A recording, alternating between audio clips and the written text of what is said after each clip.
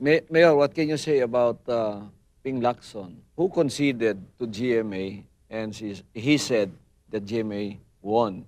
Then when he was interviewed, because there are many, obviously, who said GMA cheated from us, Then he said, huwag ka nang tumakbo kung di ka marunong magnakaw ng boto. I heard that. Mm. I heard After the election. something which until now I'm trying to fathom. Why he made that statement and the sudden. At the time, siguro, wala sang narinig na ganon. I said, but it's equivocal. It is subject to so many interpretations, interpretation, depending on where you are this time. Yun, Mayor, if you were the ones that was wiretap, kung sinabi ni Madam sa iyo na makakuha ba ako ng 30,000 votes dyan, and he was talking to you, mag-double meaning na yun if you are the enemy, di ba? Talk to practically to all the candidates. Fernando po, I saw him twice dito sa Davao. To him.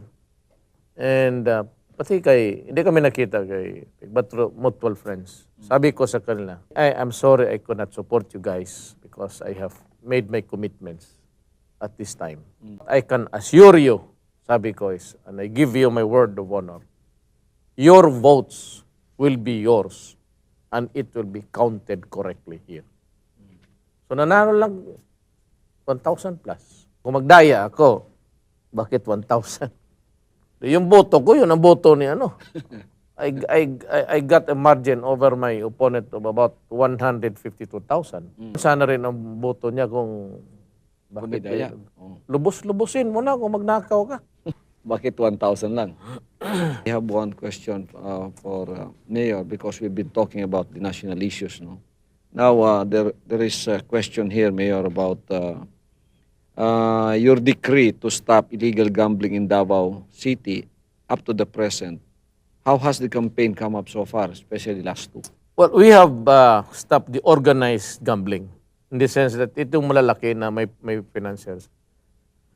But they want more. The Davaoians want the tong-its and itong neighborhood loto-loto. I only have about 1,400 policemen in this city. I cannot, because every other house is a sponsor of loto. The neighborhood, every 4 house, mayroong, bakit tong-its? Sabi ko, yung lola ko namatay doon sa mesa ng sige tong-its. How can I stop tong-its? Every house, i-raid mo yan dito na impossible. But for the last two and the wedding, I really suggest it's high time to legalize.